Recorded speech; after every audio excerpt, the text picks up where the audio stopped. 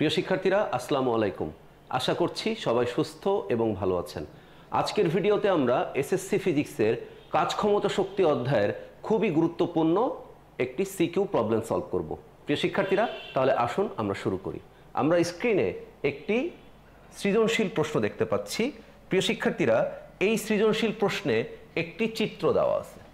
আমরা এ ধরনের যে চিত্রগুলো থাকে তাদেরকে আমরা বলি হচ্ছে গ্রাফ। কেমন? তো এই গ্রাফ দ্বারা আমাদেরকে বোঝানো হয়েছে যে এক্স অক্ষ বরাবর সময়ের মান বসানো হয়েছে এবং ওয়াই অক্ষ বরাবর গতিশক্তির মান বসানো হয়েছে। তার মানে যদি আমি এই গ্রাফটার একটা নামকরণ করি তাহলে আমরা বলতে পারবো এটি টি ভার্সেস টি এর গ্রাফ।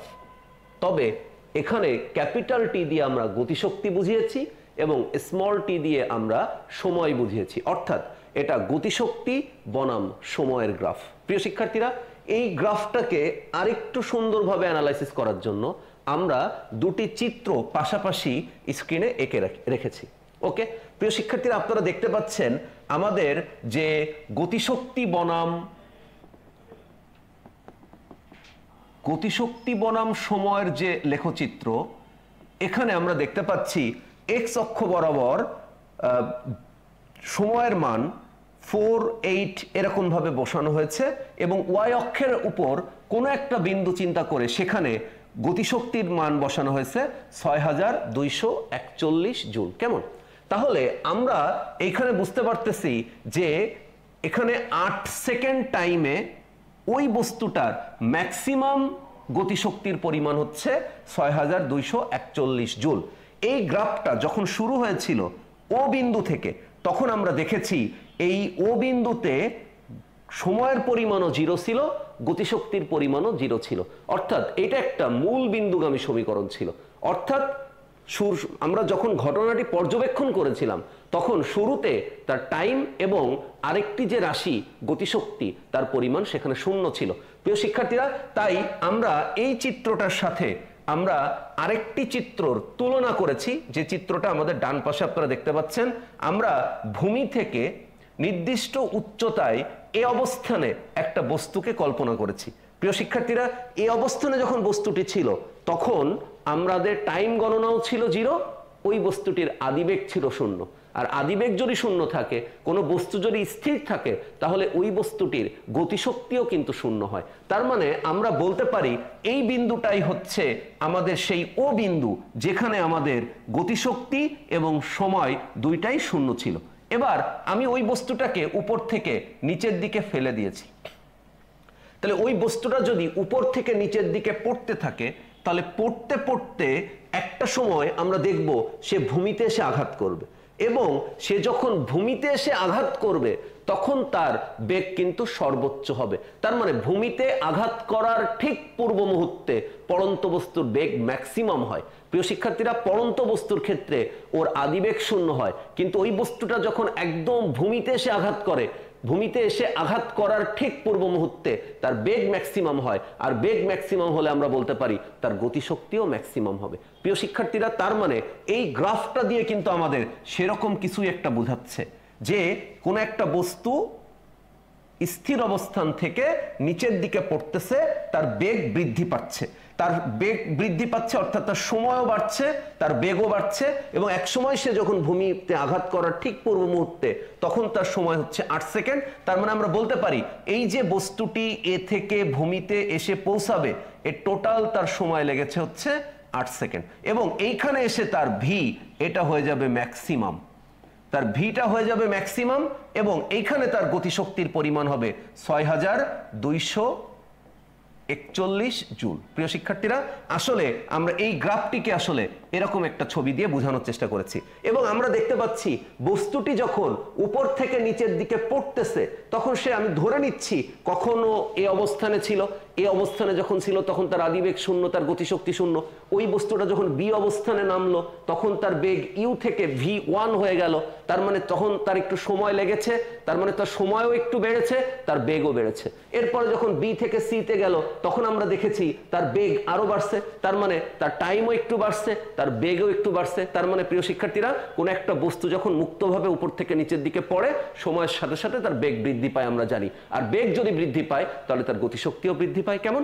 আমরা এখানে একটু বোঝানোর চেষ্টা করেছি প্রিয় শিক্ষার্থীরা যে এখানে অবস্থান অনুযায়ী এই অবস্থানে তার বেগ ছিল ইউ, ইউ থেকে v1 বড়, মানে বি অবস্থানে বেগ বেশি, v1 এর থেকে v2 বড়, তার মানে সি অবস্থানে তার বেগ আরো বেশি, আর ডি অবস্থানে তার বেগ v3, এদের সবার থেকে তার বেগটা ওখানে ম্যাক্সিমাম, ফলে তার এখানে গতিশক্তিও ম্যাক্সিমাম। তার মানে আমাদের এই গতিশক্তি বনাম সময় লেখচিত্রে যেটা বোঝানো হয়েছে সেটা হচ্ছে 8 সেকেন্ড এসে ভূপৃষ্ঠে এসে পৌঁছাবে, ওই মুহূর্তে তার বেগ ম্যাক্সিমাম হবে যখন তার গতিশক্তির পরিমাণ হবে 6241 জুল। তার মানে আমরা বলতে পারি এই যে গ্রাফটা আমাদের উদ্দীপকে দেওয়া ছিল, এই গ্রাফটা আসলে পড়ন্ত কোনো বস্তুর গতিশক্তি বনাম সময়ের গ্রাফ। তার মানে প্রিয় শিক্ষার্থীরা, একটা পড়ন্ত বস্তুর যে উচ্চতায় বস্তুটি ছিল সেখান থেকে তার ভূপৃষ্ঠে পৌঁছাতে টাইম লেগেছে 8 সেকেন্ড, এবং যখন ভূপৃষ্ঠে পৌঁছানোর ঠিক পূর্ব মুহূর্তে তার বেগ ম্যাক্সিমাম,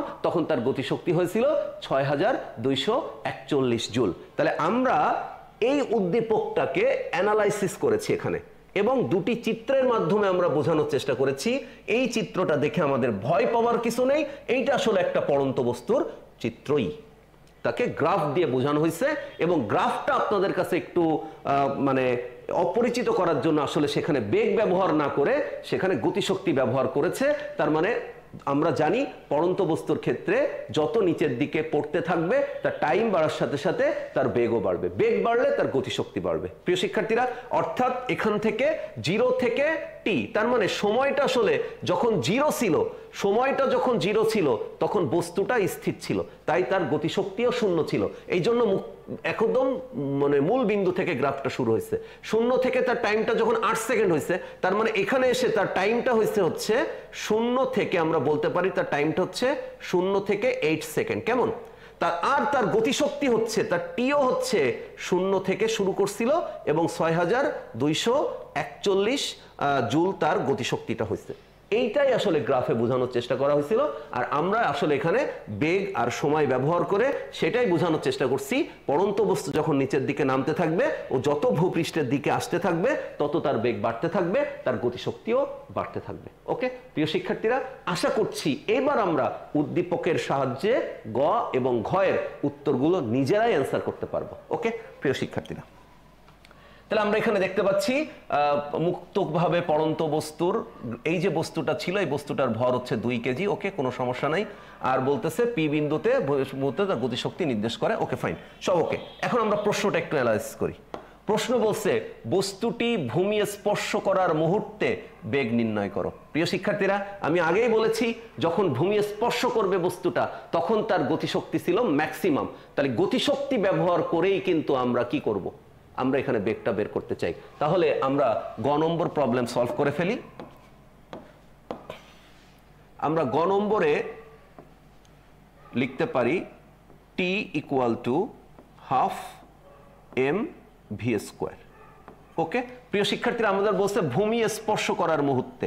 আমরা বলেছি এই যে গতিশক্তিটা পেয়েছে সে, এই গতিশক্তিটা কিন্তু ওই বস্তুটা উপর থেকে পড়ার 8 সেকেন্ড পরে, অর্থাৎ ভূমিতে স্পর্শ করার মুহূর্তেরই গতিশক্তি। তার মানে সে 8 সেকেন্ড পরে ভূমিতে পৌঁছাবে, ওই ভূমিতে পড়ার মুহূর্তেই তার গতিশক্তি। তার মানে ওই মুহূর্তে তার বেগ ছিল ম্যাক্সিমাম, এবং ওই ম্যাক্সিমাম বেগের জন্য এখানে তার গতিশক্তির পরিমাণ হয়েছে 6241 জুল। তাহলে আমরা টি এর পরিবর্তে এখানে বলতে পারি 6241 joule equal to half M, মানে আমরা এখানে দেখতে পাচ্ছি 2 কেজি।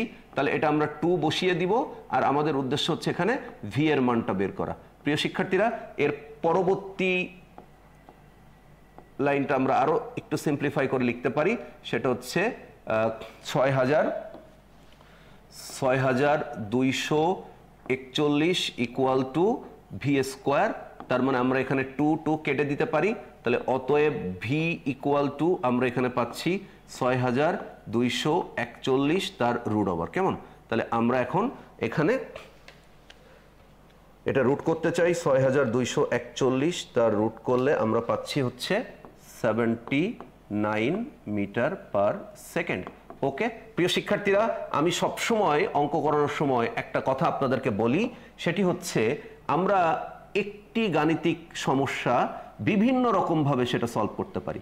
তার মানে যদি আমাদের গাণিতিক যুক্তিটা ঠিক থাকে তাহলে যে কোনো নিয়মে কোনো একটা অঙ্ক প্রবলেম সলভ করলেই এনাফ। ঠিক আছে? তো আমরা এখানে এরকম ভাবে অঙ্কটার জন্য একদম শেষ মুহূর্তে তার গতিশক্তি, তার বেগের গতিশক্তি ব্যবহার করে তার বেগের পরিমাণটা বের করছে। প্রিয় শিক্ষার্থীরা, আমাদের এই যে গতিশক্তি পি বিন্দুতে আমাদের গতিশক্তি দেওয়া আছে, তাই না? তা গতিশক্তি তার এমনি এমনি লাভ করে নাই।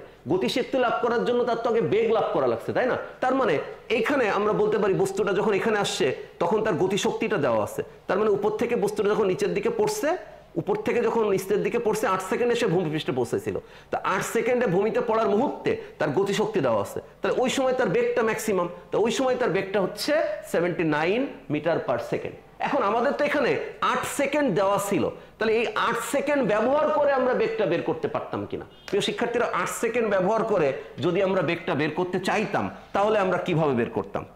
মানে আমরা এটার অথবা আরেকটি নিয়ম একটু চেষ্টা করব, এটা দেখা যাক হয় কিনা। তাহলে v = u প্লাস gt। কেমন? তাহলে আমরা এখানে দেখতে পাচ্ছি u মানে হচ্ছে 0 প্লাস আমাদের g মানে হচ্ছে 9.8 ইন্টু t মানে হচ্ছে আমরা দেখতে পাচ্ছি এখানে 8, তাই না? তাহলে আমরা এইটা একটু দেখি, 9.8 ইন্টু 8। কেমন প্রিয় শিক্ষার্থীরা? এইটা আমরা দেখতে পাচ্ছেন 78.4। ওকে, তার মানে 8 সেকেন্ড পর যখন উপর থেকে বস্তুটা নিচের দিকে পড়বে তখন ভূমিতে স্পর্শ করার মুহূর্তে তার বেগ হচ্ছে 78.4।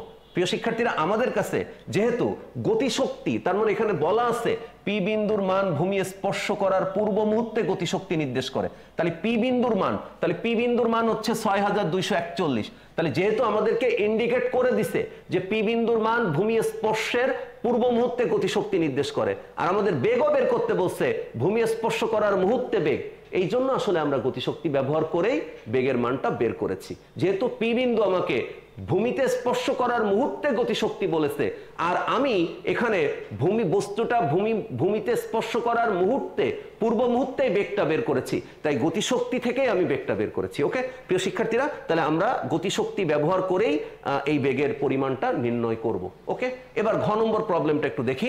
আমাদের ঘ নম্বর প্রবলেম যেটা বলছে এখানে সেটি হচ্ছে যে উদ্দীপকের আলোকে সর্বোচ্চ উচ্চতায়, প্রিয় শিক্ষার্থীরা সর্বোচ্চ উচ্চতায় বলতে আমরা বলতে পারি যে ভূমি থেকে বস্তুটির এই এ অবস্থান, এইটাই হচ্ছে ওর ম্যাক্সিমাম হাইট। ওকে, এইটাই ও বলতেছে ওর সর্বোচ্চ উচ্চতা। তাহলে সর্বোচ্চ উচ্চতায় এবং সর্বোচ্চ উচ্চতা থেকে পতনকালের 4 সেকেন্ড পর মোট শক্তির পরিবর্তন, কোনো পরিবর্তন হয় কিনা এটা দেখাইতে বলছে।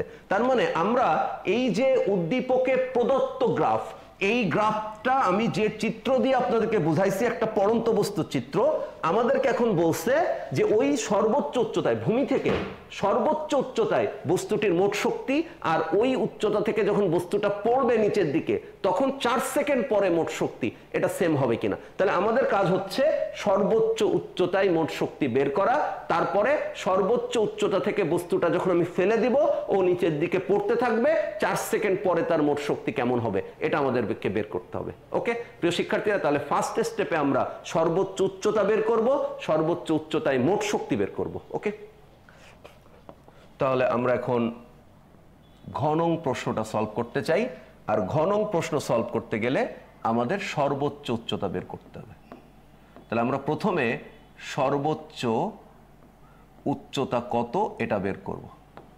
প্রিয় শিক্ষার্থীরা, আমাদের এখানে পড়ন্ত বস্তুর কথা বলা হয়েছে, কিন্তু বস্তুটা কত উপর থেকে পড়তেছে এটা কিন্তু আমাদের বলা হয়নি। তাহলে বস্তুটা যত উপর থেকে পড়ে তার বেগটা লাভ করলো 79 মিটার পার সেকেন্ড, এই বেগটা লাভ করতে সে কত উপর থেকে পড়েছে এই এইচটা বের করতে যদি আমরা পারি তাহলে কিন্তু আমরা সর্বোচ্চ উচ্চতাটা পেয়ে গেলাম। তার মানে প্রিয় শিক্ষার্থীরা, এখানে যদি আমরা তথ্যগুলো সংগ্রহ করি তাহলে আমরা দেখব এখানে সর্বোচ্চ উচ্চতা যদি আমরা চিন্তা করি তাহলে আমরা যখন বস্তুটা পড়েছিল তখন ইউ ইকুয়াল টু 0, ও বস্তুকে ভূমিতে যখন স্পর্শ করছে ঠিক সেই মুহূর্তে, ভূমিতে স্পর্শ করার ঠিক পূর্ব মুহূর্তে ওর বেগ হচ্ছে 79 মিটার পার সেকেন্ড। ওকে প্রিয় শিক্ষার্থীরা, এখানে আমরা যদি জি এর মান এটা যদি 9.8 metre per second square use করি, তাহলে আমরা এখান থেকে এইচ কিন্তু এখন পেয়ে যেতে পারি।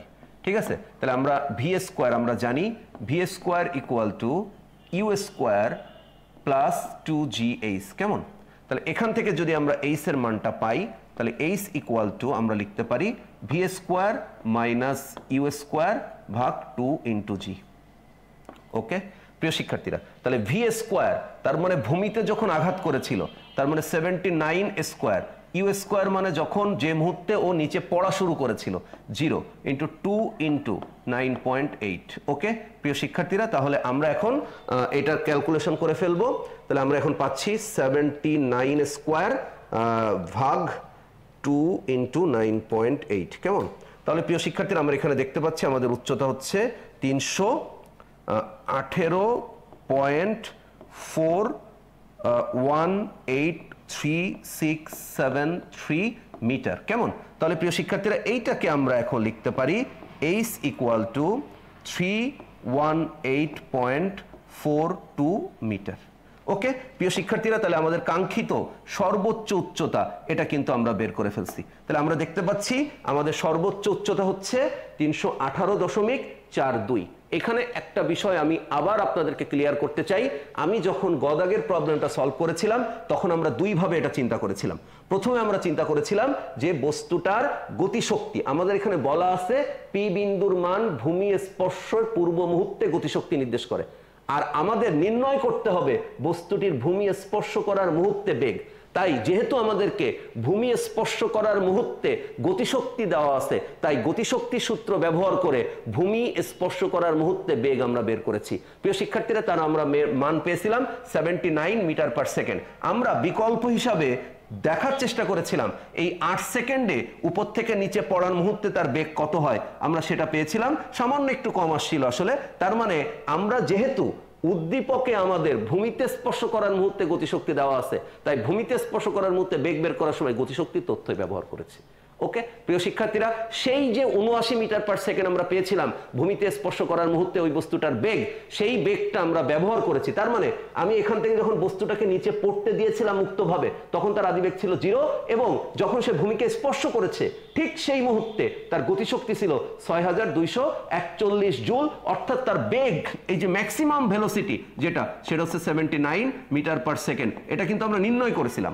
তাহলে এই বেগ আমরা ধরেছি ইউ ইকুয়াল টু 0, তার মানে বস্তুটা প্রথমে এখানে আছে, এরপর হচ্ছে বেগ V equal to 79 metre per second, তার মানে ভূমিতে স্পর্শ করার ঠিক পূর্ব মুহূর্তে, এখানে জি হচ্ছে 9.8 মিটার পার সেকেন্ড। তাহলে ও কত নিচে নামলো, তার মানে ওর বেগটা 0 থেকে 79 মিটার পার সেকেন্ড হইতে ওর বেগ, অর্থাৎ ওই বস্তুটার বেগ স্থির অবস্থান থেকে বৃদ্ধি পেয়ে maximum velocity 79 metre per second হইতে কত নিচে তাকে নামা লাগছে, সেই উচ্চতাটাই হচ্ছে ম্যাক্সিমাম হাইট। তার মানে ভূমি থেকে সে কত উপরে ছিল।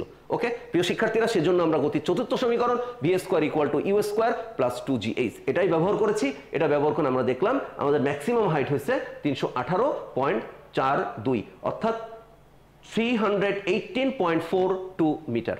এটা হচ্ছে তার ম্যাক্সিমাম হাইট। এখন আমাদের কাজ হচ্ছে এই ম্যাক্সিমাম হাইটের তার গতিশক্তি বের করা, তার বিভব শক্তি বের করা, অর্থাৎ তার মোট শক্তি বের করা। এবং যখন আমি উপর থেকে ছুড়বো, উপর থেকে ছড়ার মুহূর্তে যখন উপর থেকে ছুড়বো তখন থেকে 4 সেকেন্ড পরে তার মোট শক্তি কত, এটা আমাদেরকে বের করতে হবে। তাহলে প্রিয় শিক্ষার্থীরা, আমরা একটু এই চিত্রটা আবার একটু আঁকার চেষ্টা করব। আমরা দেখেছি ওই বস্তুটা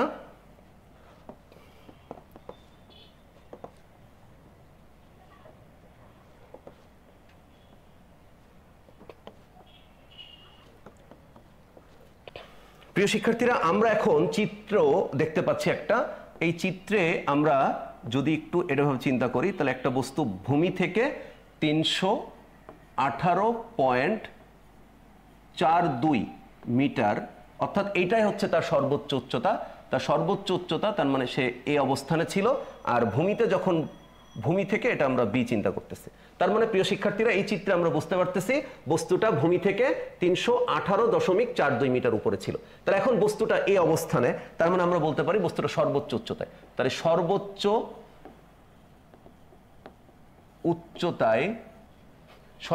উচ্চতায় ভি মানে হচ্ছে বিভব শক্তি। তাহলে সর্বোচ্চ উচ্চতায় বিভব শক্তি mgh। ওকে প্রিয় শিক্ষার্থীরা, তাহলে m 2 কেজি ভরের বস্তু, g মানে 9.8, আর সর্বোচ্চ উচ্চতা মানে হচ্ছে 318.42। তাহলে এটা যদি আমি ক্যালকুলেট করি তাহলে আমি সর্বোচ্চ উচ্চতায় মোট শক্তি এটা পেয়ে যাচ্ছি। তাহলে সর্বোচ্চ উচ্চতায় মোট শক্তি 2 × 9.8 × 318.42। তাহলে প্রিয় শিক্ষার্থীর এটার উত্তর হচ্ছে আমাদের 6241.032। ওকে, তার মানে এটা যদি আমি একদম অ্যাকুরেট ভাবে লিখতে চাই তাহলে 6241 জুল। ওকে প্রিয় শিক্ষার্থীরা, তাহলে আমরা দেখলাম সর্বোচ্চ উচ্চতায় আমরা এটা পেয়ে গেছি হচ্ছে বিভব শক্তি। তাহলে আমরা এখানে একটু লিখে রাখি, এটা হচ্ছে বিভব শক্তি। ওকে, তাহলে সর্বোচ্চ উচ্চতায় বিভব শক্তি ভি এর মান পেয়েছি। এবার হচ্ছে সর্বোচ্চ উচ্চতায় গতিশক্তি। ওকে, তাহলে সর্বোচ্চ উচ্চতায় গতিশক্তি টি ইকুয়াল টু 1/2 mv²। তাহলে প্রিয় শিক্ষার্থীরা, সর্বোচ্চ উচ্চতায় বেগ সবসময় 0 হয়। তাহলে আমরা এখানে গতিশক্তি পাচ্ছি 0। তাহলে অতএব সর্বোচ্চ উচ্চতায় মোট শক্তি এটা যদি আমরা বের করি তাহলে এনার্জি ইটি এটার পরিমাণ আমরা পাচ্ছি ভি প্লাস টি। প্রিয় শিক্ষার্থীরা, তাহলে ভি এর মান হচ্ছে 6241 প্লাস 0, তার মানে হচ্ছে 6241 জুল। তার মানে প্রিয় শিক্ষার্থীরা, আমরা দেখলাম ওই বস্তুটা যখন ম্যাক্সিমাম হাইটে ছিল অর্থাৎ 318.42 মিটার উপরে ছিল, তখন তার মোট শক্তি, বিভব শক্তি আর গতিশক্তি, আমরা মনে রাখবো কোনো একটা বস্তুর মোট শক্তির পরিমাণ হচ্ছে বিভব শক্তি আর গতিশক্তির যোগফল। মোট শক্তির অন্য একটি নাম রয়েছে, আমরা জানি সবাই, সেটি হচ্ছে যান্ত্রিক শক্তি। তাহলে যান্ত্রিক শক্তি বা মোট শক্তি নির্ণয় করতে বললেই কোনো একটা যান্ত্রিক ঘটনার কোনো একটা অবস্থানে বিভব শক্তি আর গতিশক্তির মোট পরিমাণটা আমাদেরকে নির্ণয় করতে হবে, যার পরিমাণ হচ্ছে 6241 জুল। প্রিয় শিক্ষার্থীরা, যখন আমরা গ্রাফের অঙ্কটা শুরু করেছিলাম তখনই এটা আসলে বলা ছিল যে ভূমিতে স্পর্শ করার মুহূর্তে তার গতিশক্তির মান নির্দেশ করে। তাহলে ভূমিতে স্পর্শ করার মুহূর্তে তো তার কোনো উচ্চতা থাকে না। তার মানে যখন একটা বস্তু ভূমিতে স্পর্শ করবে সেই মুহূর্তে ভূমি থেকে তার কোনো উচ্চতা থাকে না, এই জন্য ওখানে তার গতিশক্তিই থাকে। তাহলে গতিশক্তির পরিমাণই যেহেতু 6241 জুল, তার মানে সেটাই ওখানে, অর্থাৎ ভূমিতে স্পর্শ করার মুহূর্তে মোট শক্তির পরিমাণ। তাহলে প্রিয় শিক্ষার্থীরা, সর্বোচ্চ উচ্চতায় ও মোট শক্তি তো একই হবে, এটা আমরা জানি, শক্তি সংরক্ষণশীল নীতি তো তাই বলে।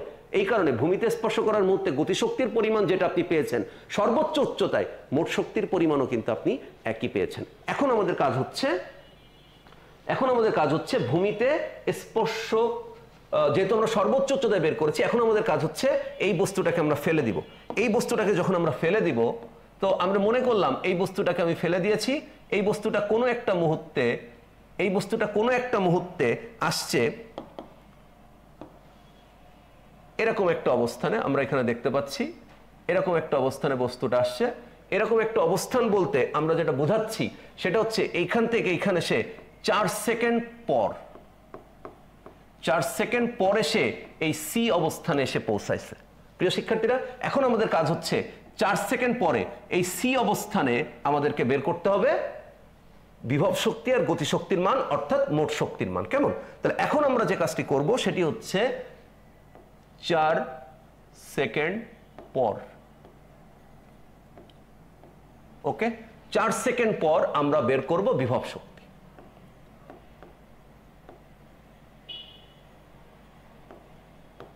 প্রিয় শিক্ষার্থীরা, বিভব শক্তিকে আমরা ভি দ্বারা প্রকাশ করি, তাহলে ভি ইকুয়াল টু mgh। এটা নিয়ে প্রবলেম নেই, কিন্তু আমাদের মনে রাখতে হবে বিভব শক্তি মানে কোনো একটা বস্তু ভূমি থেকে কত উপরে ছিল, সেই বস্তুটা কোথা দিয়ে পড়ছে, কে কোথায় আছে আমার জানার দরকার নেই। আমার বেসিক লাইন হচ্ছে কোনো একটা বস্তুর আমি যদি কোনো অবস্থানে বিভব শক্তি বের করতে চাই, আমি ভূমি থেকে বস্তুটি কত উপরে আছে এটা মাপবো। তার মানে প্রিয় শিক্ষার্থীরা, এখন আমাদের কাজ হচ্ছে যদি আমি এই ভূমি থেকে বস্তুটি কত উচ্চতায় আছে এইটা শুধু যদি বের করতে পারি, ভূমি থেকে কত উচ্চতায় আছে এটা যদি আমরা বের করতে পারি, এই উচ্চতা যদি আমি বের করতে পারি, তাহলে আমি বিভব শক্তির মান বের করতে পারবো।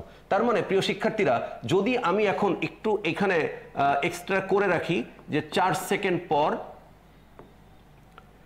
এইচ যদি বের করি, H equal to U T plus half G T square, তাহলে ইউ মানে হচ্ছে 0, টি মানে হচ্ছে 4 সেকেন্ড প্লাস হাফ, এটা মানে হচ্ছে 9.8, এটা মানে হচ্ছে 4 তার স্কোয়ার।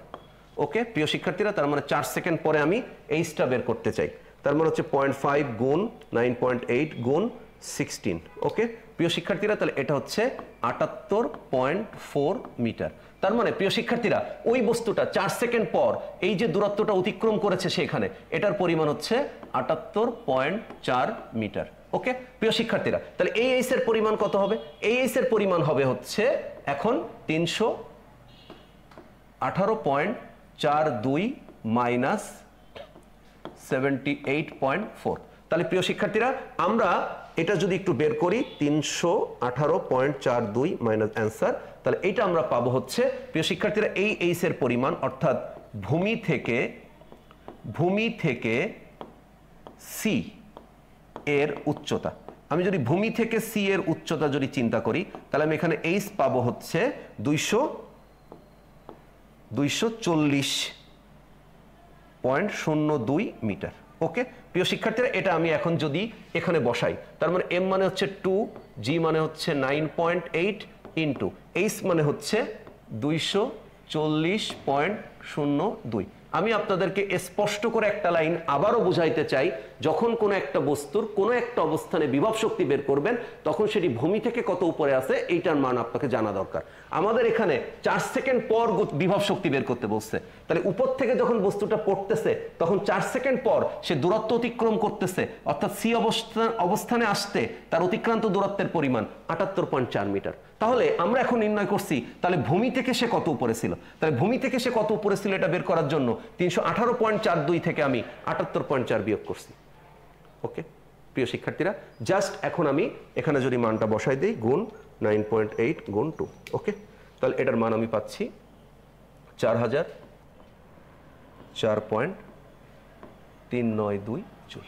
ওকে প্রিয় শিক্ষার্থীরা, তাহলে এখন আমি যদি গতিশক্তির মান বের করতে চাই, তাহলে গতিশক্তি হচ্ছে T equal to half mv square, half m মানে হচ্ছে 2।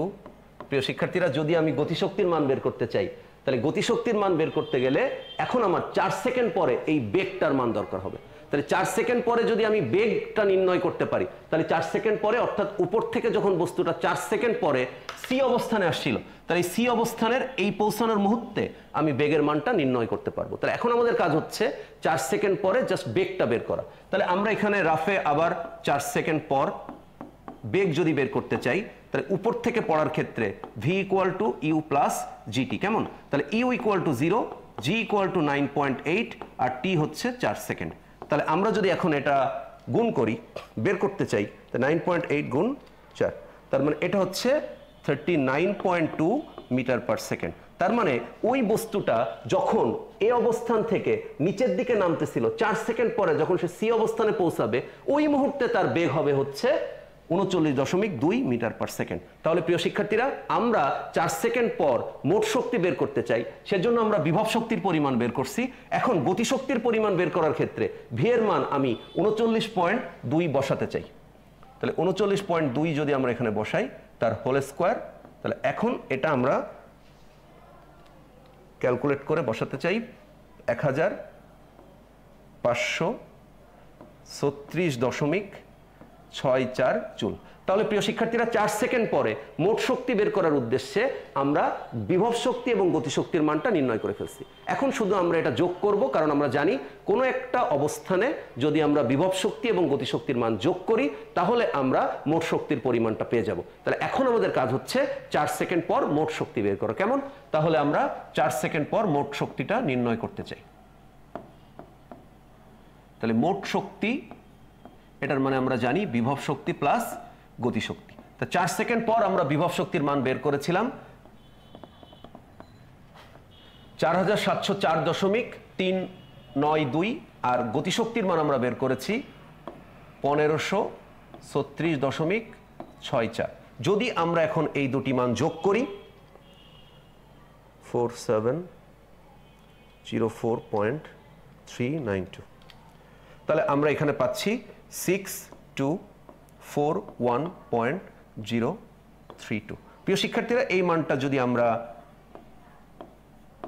এভাবে লিখি তাহলে এটার মান হয় 6241 জুল। তার মানে আমরা বলতে পারি কোন একটা বস্তু যখন সর্বোচ্চ উচ্চতায় ছিল, তাহলে সর্বোচ্চ উচ্চতার ক্ষেত্রে আমরা যে মোট শক্তির মান পেয়েছিলাম 6241 জুল, আমরা ওই বস্তুটাকে 4 সেকেন্ড পর, তার মানে ভূমি থেকে ফেলে দেওয়ার 4 সেকেন্ড পর যখন তার মোট শক্তি বের করেছি, আমরা সেই মোট শক্তির পরিমাণও পেয়েছি 6241 জুল। তার মানে আমরা বলতে পারি এই যান্ত্রিক ঘটনায় শক্তি তার সংরক্ষণশীল নীতি মেনে চলছে। ওকে প্রিয় শিক্ষার্থীরা, তার মানে আমাদের এখানে প্রশ্ন ছিল যে যখন আমরা সর্বোচ্চ উচ্চতায় বস্তুটি ছিল এবং সর্বোচ্চ উচ্চতা থেকে পতনের 4 সেকেন্ড পরে তখন তাদের মোট শক্তির কোনো পরিবর্তন হচ্ছে কিনা।